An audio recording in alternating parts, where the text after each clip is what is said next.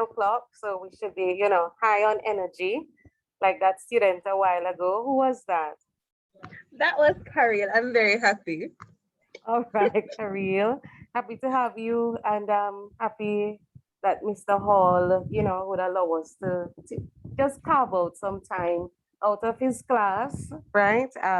Just to continue the workshop and to talk about ideas to help you prepare for your CSEC history, but not just history, but also your other exams. You can really carry over ideas from this session into your other slates of subjects, right? So we want to really just focus via this past paper approach.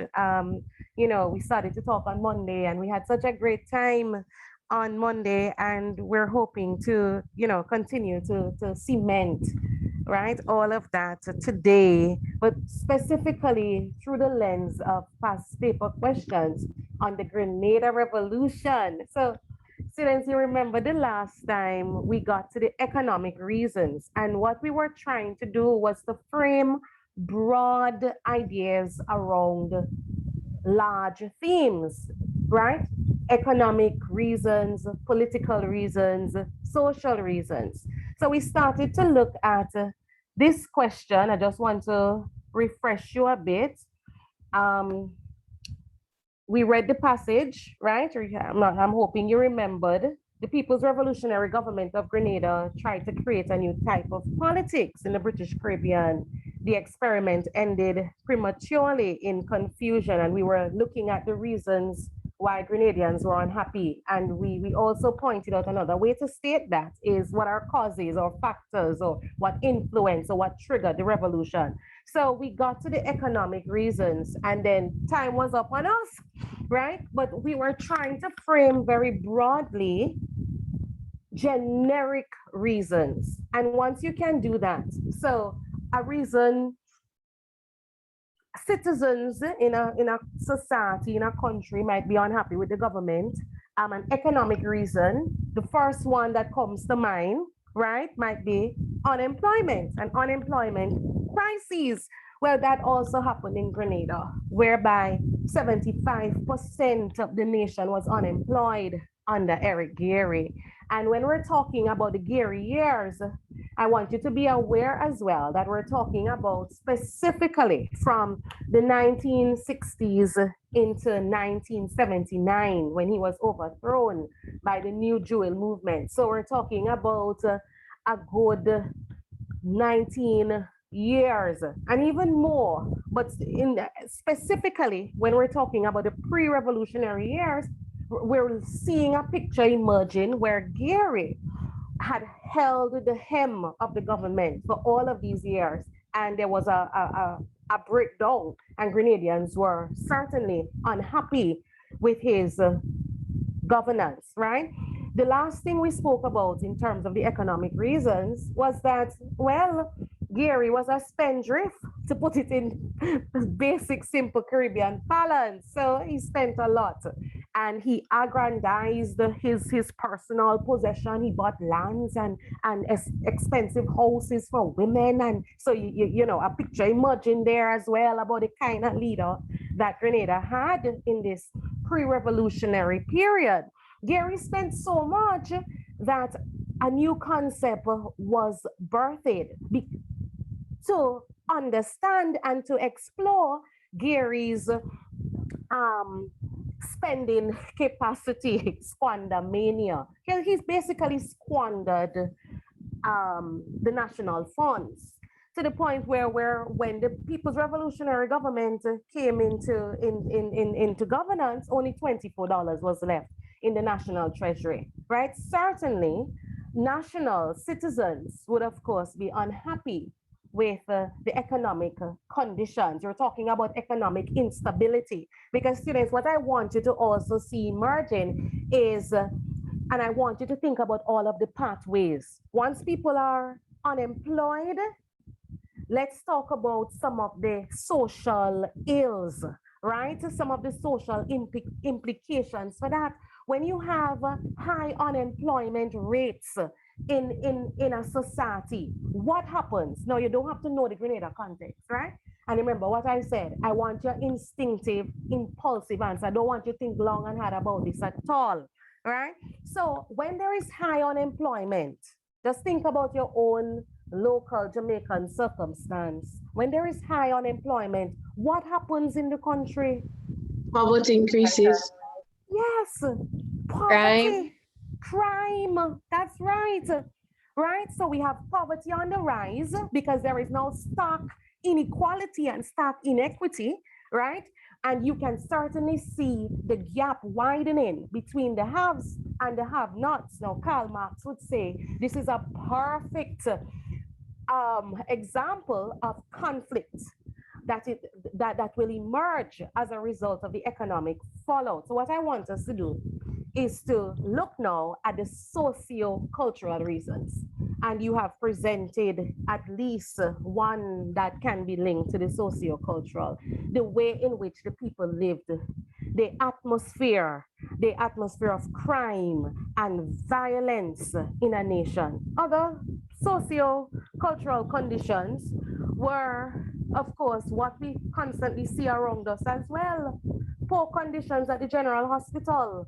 Now, at the time, the historiography, the historical materials and books and so on, writings of that particular time pointed out that the hospital did not even have a band-aid. You know what is a band-aid, right? When you get a cut and you, of course, you know a band-aid. Well, not even that. So the conditions were very, very poor. The conditions were poor to the point where the nurses, they had a strike action. They were not being paid. They were not being paid on time. They had very little materials to work with. When people got sick, they could not assist them. So you can imagine the ways in which the nation was caught in all of the lack of governance of Eric Gary. Overcrowding Mrs. in Jones? schools. Repeat Mrs. for me. Jones? Repeat. I think I read somewhere that when the nurses striked, Mhm. the government had tear gassed them and they had to go to the neighboring countries for treatment. Yes, you had all of that taking place when we had this what we want to call a mass public politics. I guess some people see it like that, where the nurses had to strike. No, certainly they were tear gassed, persons' lives were threatened. People were told if you strike, you're going to lose your job, you're going to lose your bread and butter. Some people, of course, did also seek exile elsewhere. You know, so there was a problem, students. This is what I want you to see, right? There was a problem in the nation, and we're seeing emerging a prime minister who does not listen. So he refused to listen to the plight of the nurses. They did not have uniforms, they did not have enough, not even transportation to help them in their commute from one part of the island to the next. Good. And so we're seeing that this was a problem that affected the entire nation, right? Of course, during that time, the opposition party, the New Jewel movement, guess what they would do? Well, they would listen. So we have images where Bishop, you know, he is in this talk with the nurses, listening to their concerns. As a matter of fact, Bishop was the one who represented the nurses because they took Gary to court over their poor working conditions, right? And of course, the fact that they represent the wider populace who could not, in good faith, receive any kind of medical attention at the general hospital. So the hospital was just a physical structure, and it was an old structure, of course, because it was a colonial building. It was once a military barracks that they turned into the general hospital.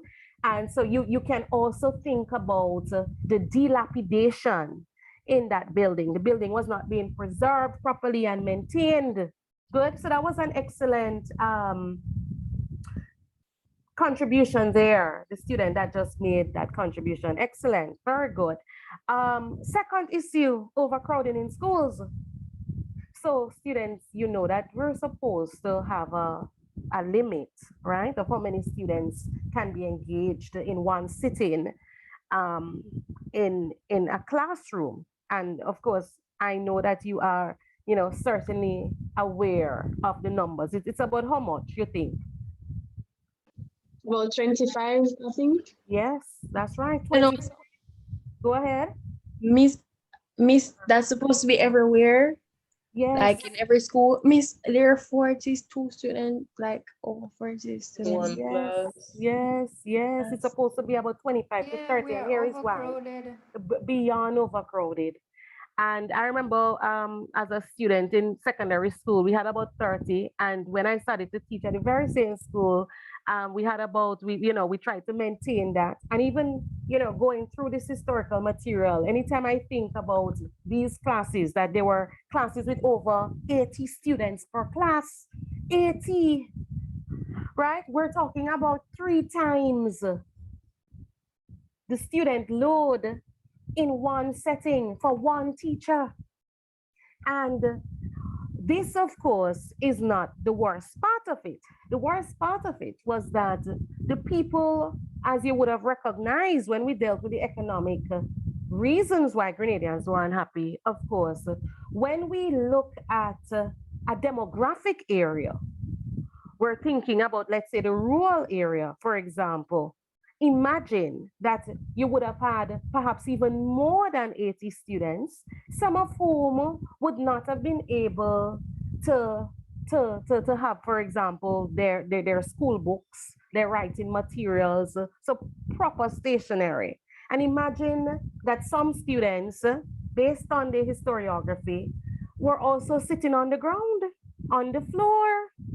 So the conditions were extremely poor. And students, this is the 1970s. We're talking about what, 40 something years ago. This is not very far from recent memory for some Grenadians at least. My sister would have been born in the 70s, in the late 70s. And she certainly has a memory as a very young child of how overcrowded classes were, not just in the rural spaces, but in any space at all, because some schools had to be shut down. They had not built proper schools under Gary. Why couldn't they build proper schools? What was happening at the time that the Gary government could not build a proper school or different schools? There Why was not? no money. Exactly. There was no money. He spent up the money and ate in expensive restaurants and so on, right? He lived his life like he was golden off the country's money, to be I'm blunt. telling you, and he felt he was hot stuff too because he had a lot of women and he bought houses for them and lands and expensive suits. And I really should have included a picture here to kind of show you exactly. We would call him in local parlance a kind of saga boy, right? He felt he was, Clown. yeah, feel like that I look good and I feel good and that kind of a way. So he had that kind of confidence and was not able to divorce his own personal sense of self with the state of the nation. And I'm telling you that the people were very unhappy with this kind of governance. He also suppressed a national culture and consciousness. So guess what he would do? Now, see, there's a one way in which a prime minister could suppress the national, let's say, consciousness or um, the national conscientization. Let's call it that of the people. So your conscience, the national conscience, is through suppressing a cultural expression that is deemed dear and near to the people.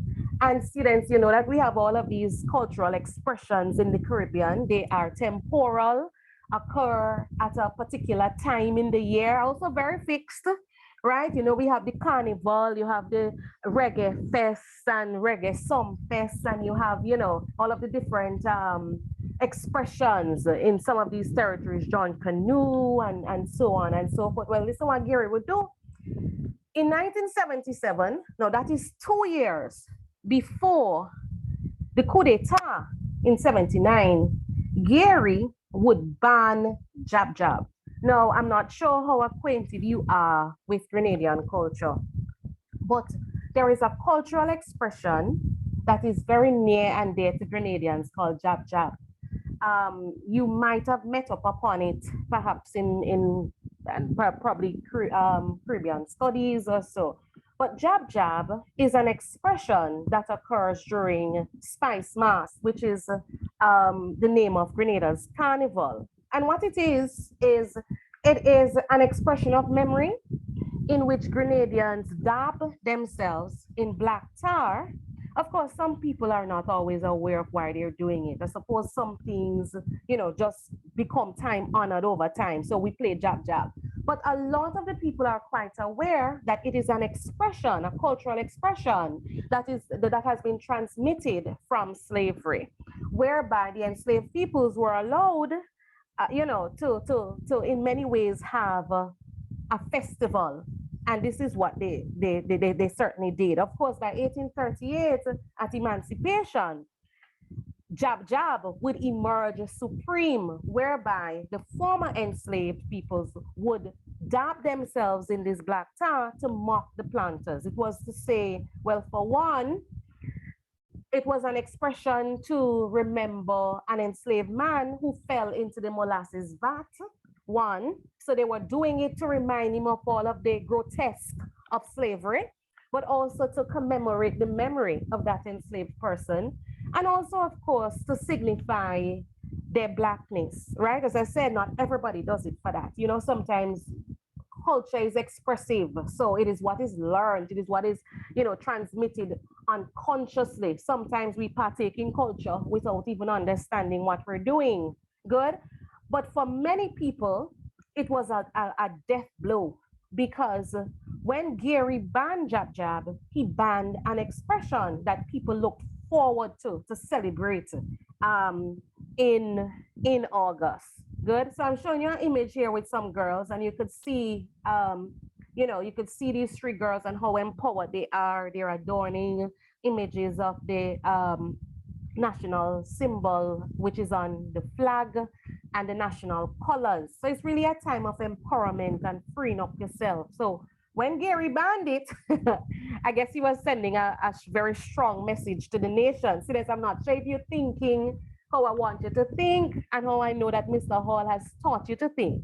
But why do you think, what is the significance behind banning this expressive culture? Why do you think he did it? He did it because he knew that they wouldn't want to necessarily out of that like safe space, because he knew that he had made them feel defeated and they were not going to have enough, fights. Like cultural expression is something that we used to bond together to build friendships, to, align ourselves with each other, to feel accepted. And that you've banned in such a way in which they can band together. Yes. And when you take that away from them, you've taken away one of their only ways to socialize. And if they don't know, and if that was their only way of socializing, they're not going to be able to socialize to be like, oh, you're a piece of trash, you need to come out of power. Like they're not going to have the energy or the vitality to be like, you have what you're doing isn't right. Because they feel defeated and just bleh. No, definitely. Awesome. Excellent. That is precisely it, because I couldn't have said it better. To of course suppress the resistance efforts of the people, of course, because we know that cultural expressions, are also spaces in which people can wage war, right?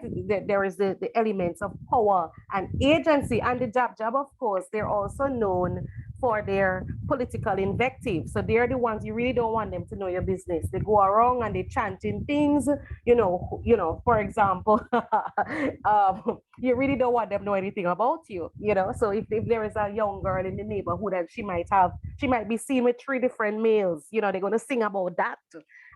Far less the prime minister, right? So you are surely correct. To suppress this kind of contestation and the agency of the people, the power, so it really was to highlight that he's the one who, with the power, right? So excellent students, you've done such a good job at fleshing out the reasons why Grenadians could be and were unhappy in this period. So now we come to, of course, the benefits, because remember what we're saying. We're saying that history, and anytime you're dealing with concepts in history, you have to see it as a narrative, as a story with a beginning, a middle, and an end. And you have to look at all of the strands and how they come together. So we know that they were unhappy. And we also knew that the New Deal movement would overthrow Gary's government. So now the People's Revolutionary Government, and that is the government that they think would bring opportunities and benefits and all of their dreams to reality. So we have to look at the benefits that the People's Revolutionary Government brought to Grenada or tried to bring.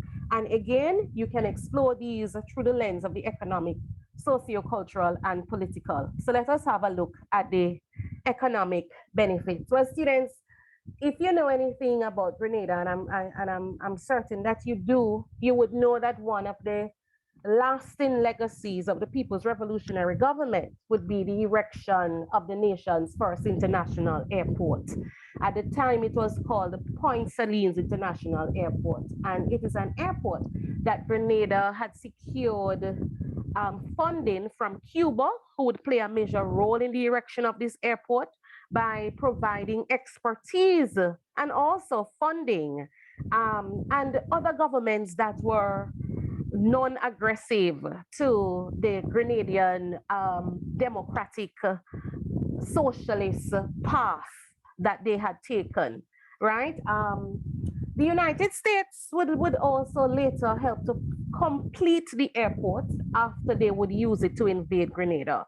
Now, of course, students, I know you know the story of the Grenada Revolution, but when this airport was being built by Cuba, for example, the United States had argued that it was really going to be a Cuban satellite, that it wasn't an international airport. They had argued that the tarmac was too long, the runway, sorry, was too long for an international airport. Of course, it's a very small airport.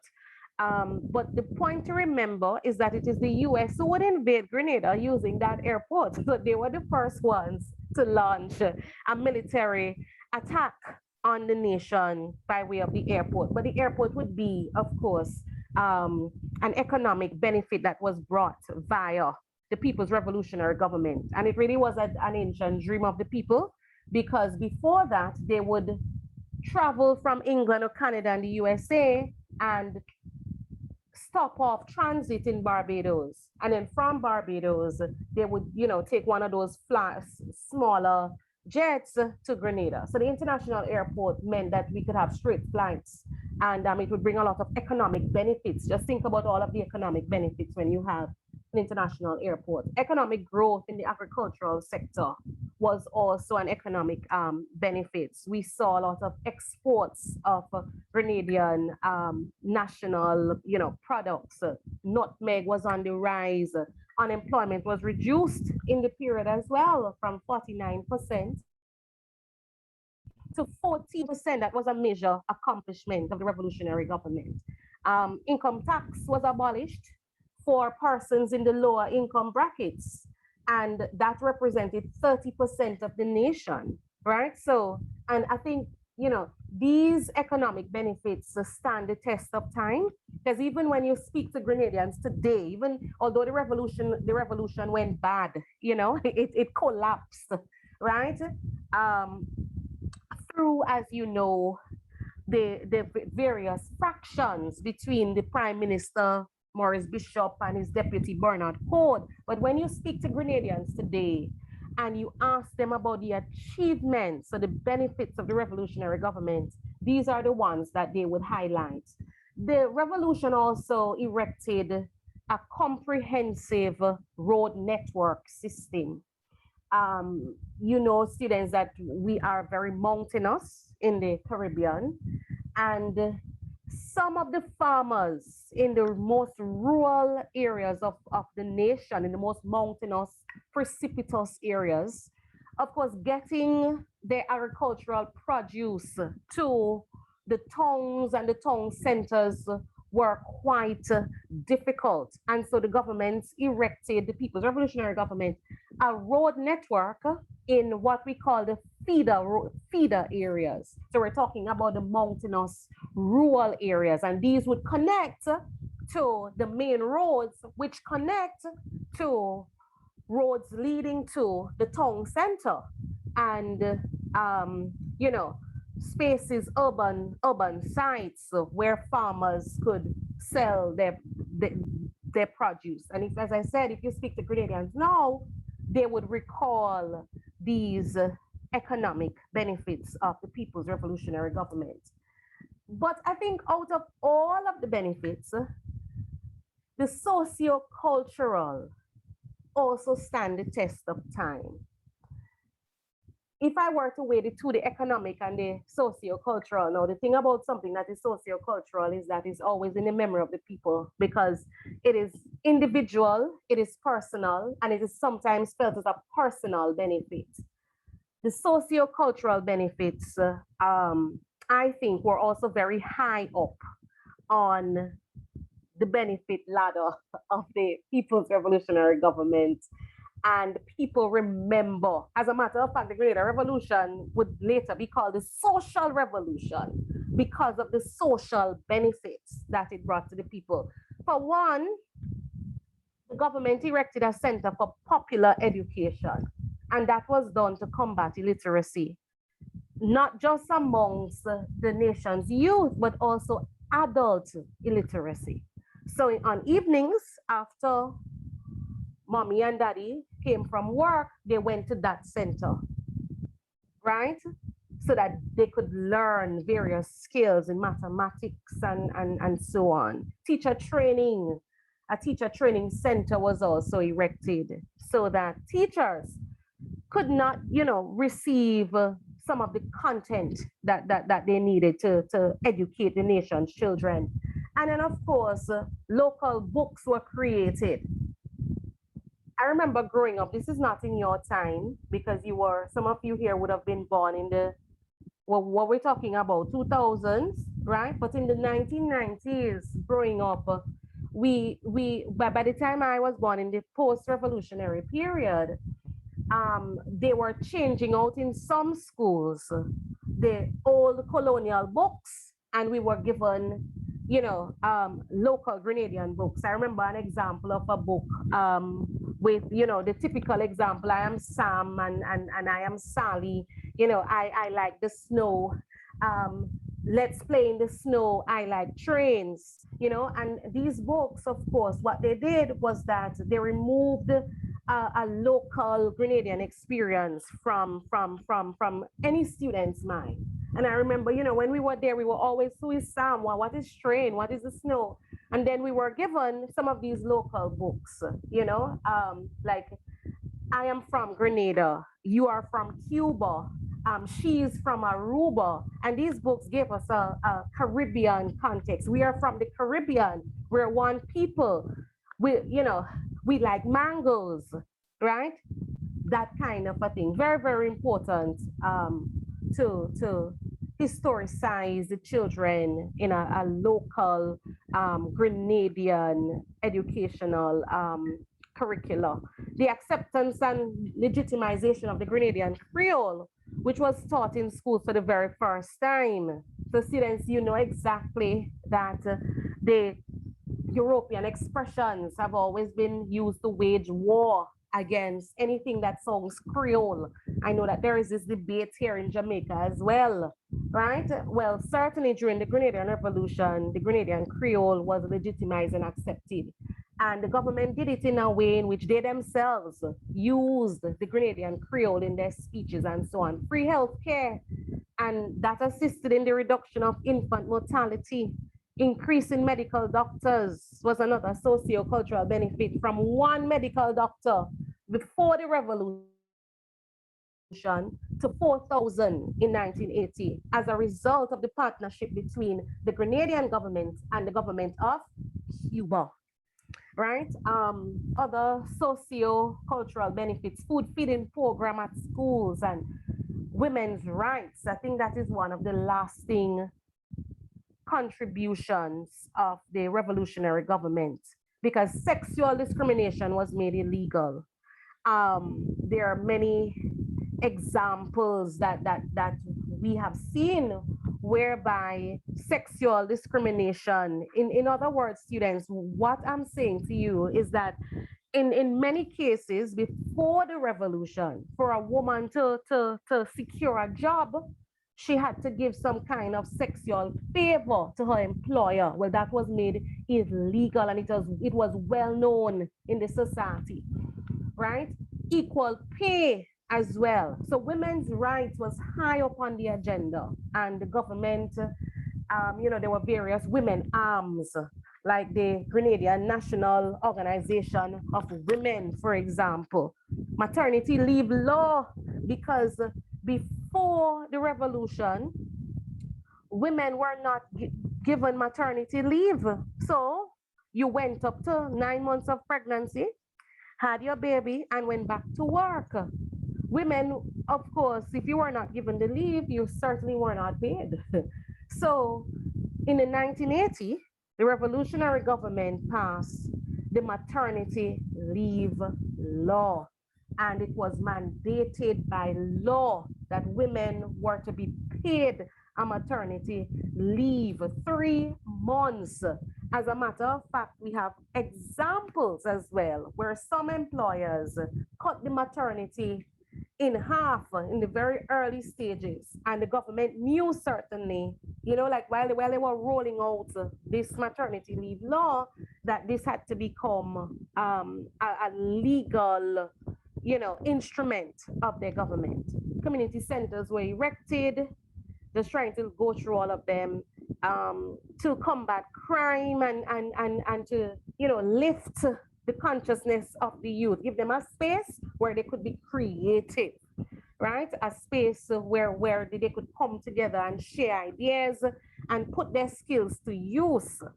And of course, a national youth organization was established to give the youth, a space to air their views and to partake in what the government had called the participatory democracy that they were trying to build.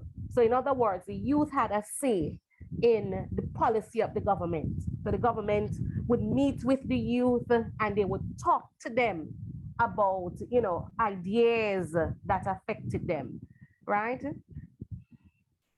Then of course we saw the erection of schools, but also the creative spirit in whereby sometimes even buses were turned into classrooms. So students, what you're seeing here is that there were varying achievements of the revolutionary government.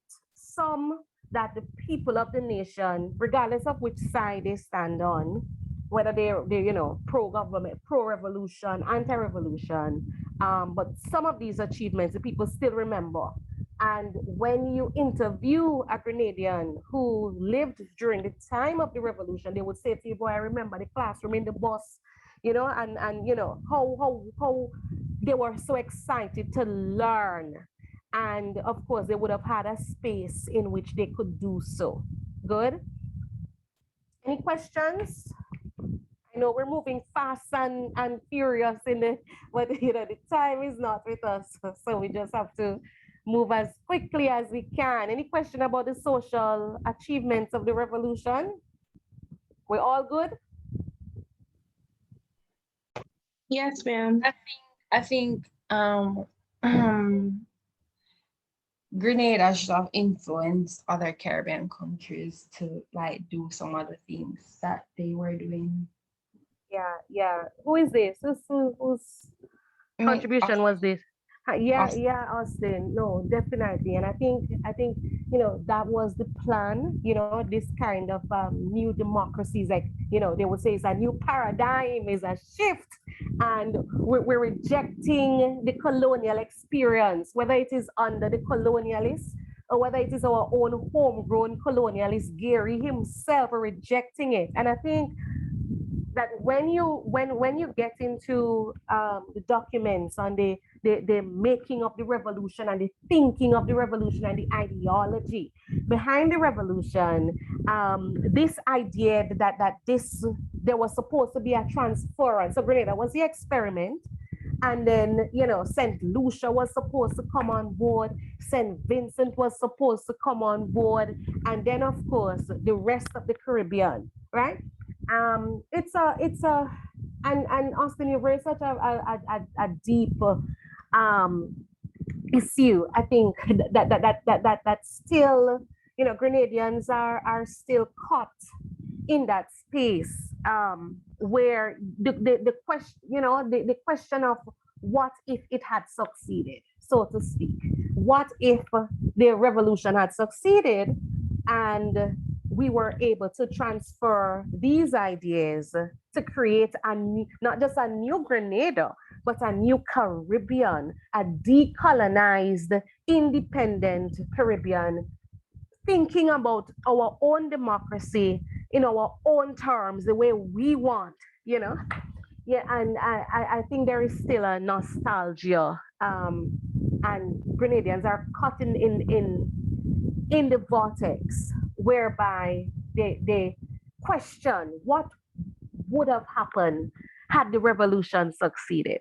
So it's such a great question you've raised, Austin, with wide implications for a Caribbean-wide democracy. The United States would have quaked and trembled had it succeeded. They would have picked, because they were the ones to say, well, they have to be very careful of what's going on in their backyard, right? The bishop, of course, was able to say, it's not your backyard. It's not your backyard at all. You can't tell us who to be friends with. It's our front yard. We know what we're doing. It would have been awesome to see, where this kind of democracy would have taken us. It's a pity. Yes. I feel that the reason why, like, Grenada, like things that happen in Grenada, like why it wasn't like an influence on like Jamaica, is because like the USA brainwashed Jamaica to like let Jamaica be on their side and help out them. So I feel like the Jamaica would not like follow anything that Grenada did miss because of the USA. Yeah. Yeah, no, definitely. I mean, during the time of the revolution, you would have had Michael Manley, who was prime minister, and he was very much linked to Bishop. If you go back and look at some of the images, you would certainly see. As a matter of fact, the United States had certainly brought down the Michael Manley government as well. So I think Jamaica, well, the People's National Party has always been the Socialist Party, so they would have been the party aligned to the revolutionary government in Grenada. I think the Jamaica Labour Party, they've been a little more reluctant, I think, and they were certainly opposed to the revolution. So I certainly do get you, that it would have been a bit harder on the Jamaica Labour Party led government, to of course support these ideas, right?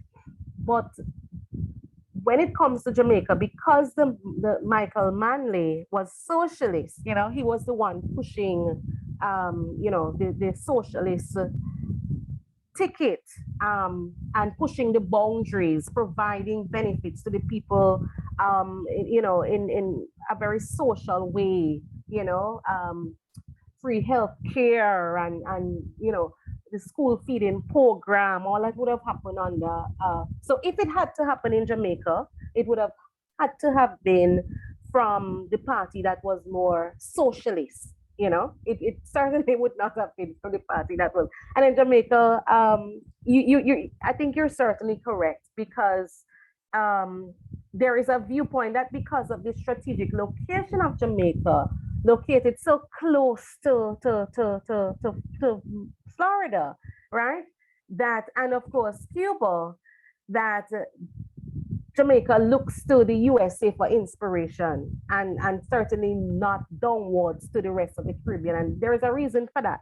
You know, where you're located geographically play an important role in how you view politics and governance and ideology. But, you know, so I certainly agree with you. It would have been that much harder to get Jamaica probably to come on board, right? But students, during the time, national pride and consciousness, of course, grew because you know that the people now felt that the national conscience and all that they had struggled for to oppose the colonial mentality and the colonial experience had coalesced in the Grenada Revolution. The Grenada Revolution had birthed a new cultural spirit, right? And so nationalism was very high. The sense of nation, the sense that this is we thing, so to speak, as we would say in local parlance, you know, is a nation we're making. All of these ideas is a national ideology, the sense of self, and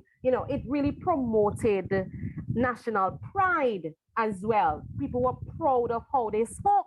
Because think about it, you know how people look down on you when you speak a particular way, speak standard English.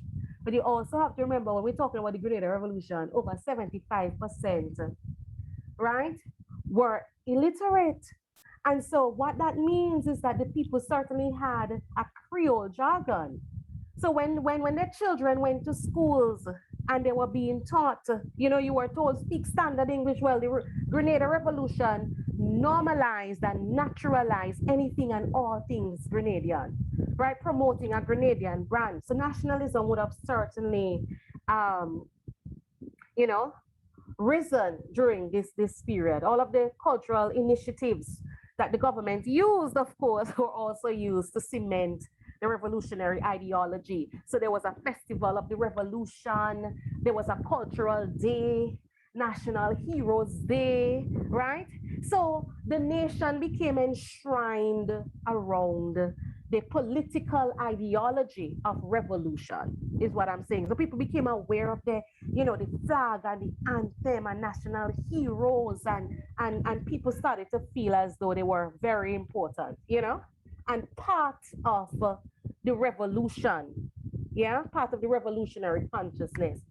Another question was 5 reasons the People's Revolutionary Government was removed from office. So, you know, well, students, I mean, what the question is really asking you is what happened at the end of the revolution? How did the revolution fail? Good. Now, the People's Revolutionary Government was, well, part of the People's Revolutionary Government was removed by a counter-revolution on the 19th of October 1983. And the counter-revolution, of course, heading it was the deputy of Prime Minister Maurice Bishop, Bernard Code. And he had control of the military committee, the military arm of the government. And on the 19th of October, they assassinated Prime Minister Maurice Bishop, 7 supporters, and 7 government ministers. So by assassination through counter-revolution, yeah, that's one way. Of course, students, the Revolutionary Military Council, from the 19th of October to the 25th of October, they took control of the nation, right? But they failed to reunite the divided nation because the people argued, well, no bishop, no revolution. If Bishop is not here, we done with this, in other words. We don't want it anymore, right? And so, because of how the military arm of the People's Revolutionary Government got rid of Bishop, you know, we can't go through the details because time is against us, as you know. The people, of course, lived in a state of fear and trauma. Just the thought that their popular, charismatic leader had been assassinated. Good. The People's Revolutionary Military Council also imposed a curfew. It was a shoot on sight curfew, and my sister remembers it as a very young girl at the time. still a source of trauma. Good. So what we're looking at is a breakdown of the government, right? And then, of course, the United States would invade Grenada on the 25th, and they would remove the Revolutionary Military Council. So that arm that got rid of Bishop, remember, it's the military that would get rid of Bishop. And the military is being headed and led by the deputy of Bishop, who was Bernard Ford. So the US would invade. We like to call it an intervention because some people say, it wasn't an invasion, it was an intervention. Let's call it an invasion, right? So they removed the People's Revolutionary, the Revolutionary Military Council, and they imprisoned most of them. We like to call them the Grenada 17. So essentially, what I've outlined for you very, very briefly, because time is not with us, is how the People's Revolutionary Government was removed. First, you remove the leader. They killed the leader and 7 ministers. Secondly, they took over control of the country, the Revolutionary Military Council, but they could not reunite the people. So Grenadians were out, people were writing letters to the OECS, get the US involved because we don't want them lead us. The Revolutionary Military Council imposed a curfew and trauma and fear and mistrust. People did not want them. The US would invade and, of course, remove that part of the government, the rogue part of the government who formed the Revolutionary Military Council, and they imprisoned them. So that is really a timeline. And Mr. Hall, of course, I know has, dealt with it, and you all can talk more if you need to. Discuss conditions that caused the United States of America to invade and dissolve the Revolutionary Council. Good. So what I'm showing you is that the two questions are linked. 1, 5 reasons the People's Revolutionary Government was removed. And secondly, they want to ask you to take up the question to present to the examiner conditions that would cause the US to invade. Same question, but just asked in a different way. So conditions that cause the US to invade: the assassination of Prime Minister Maurice Bishop on the 19th October 1983. The US like to play world police and moral police, right? So this is happening in Grenada. They already never liked the fact that Grenada was tapping into this socialist, what they call communism, following Cuba. So when Bishop was assassinated, they entered. Good. 2, the US already had plans in place to launch an attack on Grenada. A plan that was called Operation Urgent Fury that Ronald Reagan had already had on his desk months before the Grenada the implosion on the 19th of October. Of course, the US also felt a sense of fear and paranoia of communism in what they call their backyard, right? So they used the implosion of the revolution, the counter-revolution, the assassination of Bishop as a pretext. And they also argued, well, we have to secure our students, our citizens studying at St. George's University, which is a medical university. Well, it started out as a medical university. It deals with liberal arts now. But in the 70s, in the 1983, it was still very much, and still seen as a medical university. Well, citizens of the US study there. So they argued, well, we have to come for our citizens and so on. And then, of course, students, the Revolutionary Military Council with the 16 members that was established on the 19th of October 1983 was also a concern to the US. And it was a concern because it seemed as though the revolution was continuing. And they also wanted to come and stabilize, according to them. Good? Stabilize conditions. Of course, the fact that the Revolutionary Military Council instituted a 24-hour shoot-on-sight curfew to the minds of the US as moral police of the world, they decided to come in. There are other reasons as well. the OECS coming together to, write to the US to enter and come into this space and stabilize it and so on. But essentially, these are, about 5 reasons or so, conditions that made the US invade the nation or contributed to their invasion. They always wanted to come and they would have come either way. So it was just a matter of time. I think in the same way in which scholars say, well, the revolution was, bound to collapse, the US was bound to invade at one point or the other as well. So students, wrap up. But before we do you have any final questions? Boy, the time just goes with us. We have 2 minutes or so. And then, any questions, students, before we wrap up?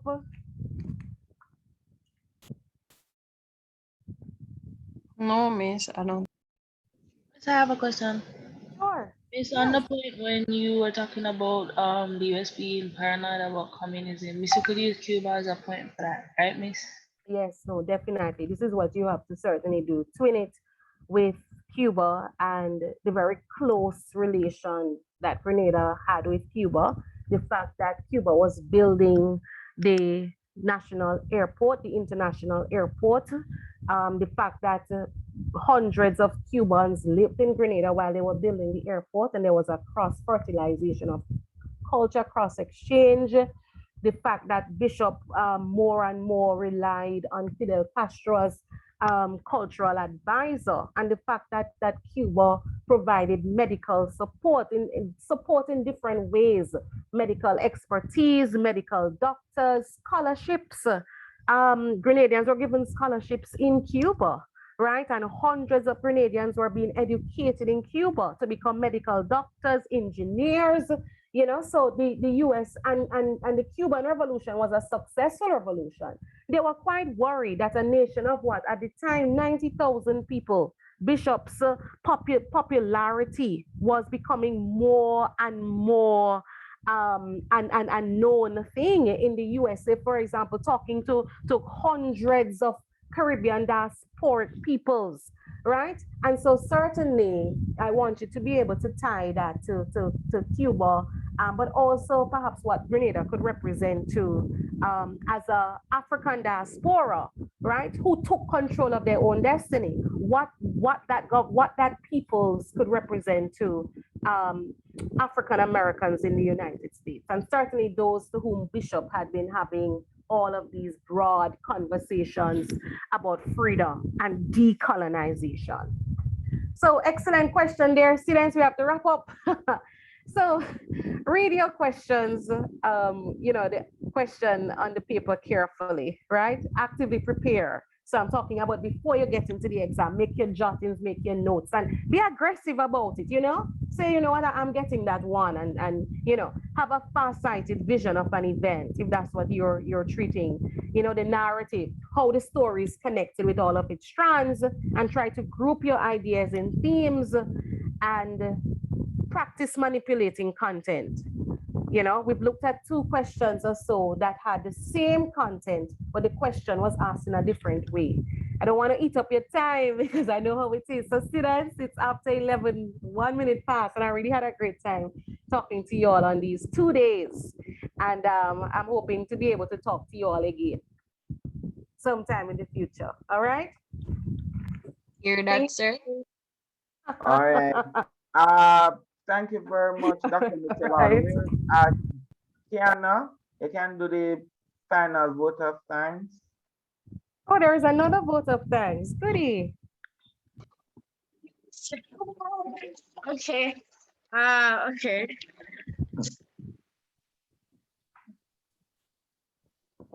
Let me just get that.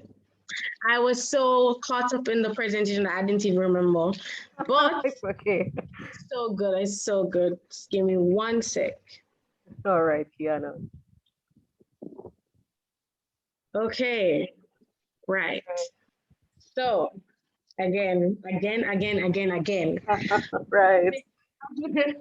Of my colleagues and I would like Thank you so much, Dr. Candia Michelle. You hear the doctor? Oh, Jesus. Dr. Candia Michelle Hall, for taking the time out of your busy schedule to come and to educate us on to help us actually, how to tackle, questions that surround the revolution. We have learned so much. And I know I speak for everyone when I say that it has been an excellent presentation. This session has been, well, it's educating, it's impactful and everything. Thank you, thank you, thank you. I can't say thank you enough. I know for a fact that if we see a Grenada Revolution question, full marks. Nah, guys, full marks. Listen, we can all quote, we can all quote Kiana. Oh gosh, students. Carol, please, if you tell me, listen, please, Carol, you're the only one here that Googles big words. Don't try it, please. Not okay. Students, I have to say, I thank you so much, Kiana, and the rest of you for your warmth. It was really a pleasure to present you. You're quite encouraging with your comments and your responses, and even how you're able to link the Grenada Revolution to the wider, revolution in Cuba. Some of the foresight that that you have, that I'm able to gauge through the questions. I have to say it was a pleasure to come and talk to you, and I don't feel as though it wasn't a one-sided conversation, and I think that is what makes it a good conversation, because you're very much a part of the conversation to my mind. And I say thank you for being such good students. It's really encouraging to talk to a group of students and that you're taking it all in, that you're able to formulate broad questions with wide implications. So, Mr. Hall, good job with your students. And students, big up, and let's meet again. All right, bye, ladies. Thank you very much, Dr. Mitchell Hall. Ladies, we meet again on Monday. Bye, Bye, bye. sir. Bye, All right, bye, students. Take Take care. Bye bye.